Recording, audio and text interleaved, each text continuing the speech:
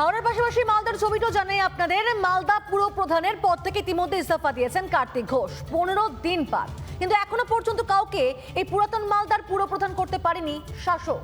অভিযোগ, এই অচলাবস্থার জেরে পুরো পরিষেবা থেকে বঞ্চিত হচ্ছেন সাধারণ নাগরিকরা।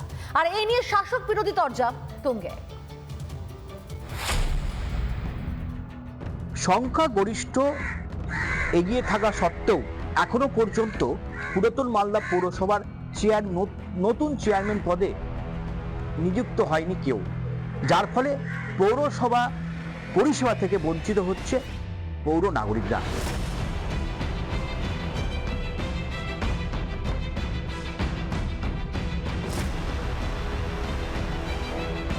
পদত্যাগ তো হয়েছে, তারপরে তো কিছু হয়নি।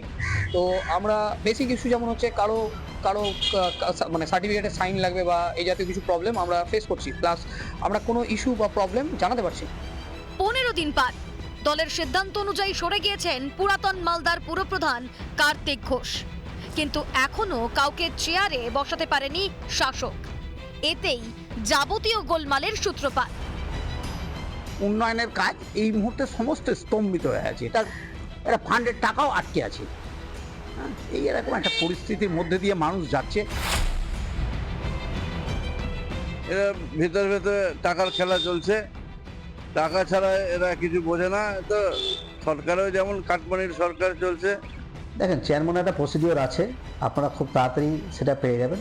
সেটা দল দেখছেন যে কাকে চেয়ারম্যান হিসাবে প্রস্তাব দেবেন, দল কার নাম প্রপোজাল পাঠাবেন।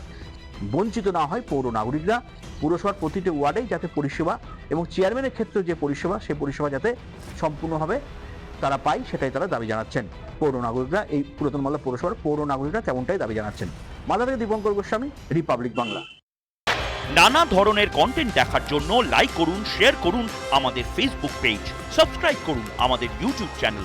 পাশাপাশি অন্যান্য ব্রেকিং নিউজের জন্য অবশ্যই চোখ রাখুন রিপাবলিক বাংলায়।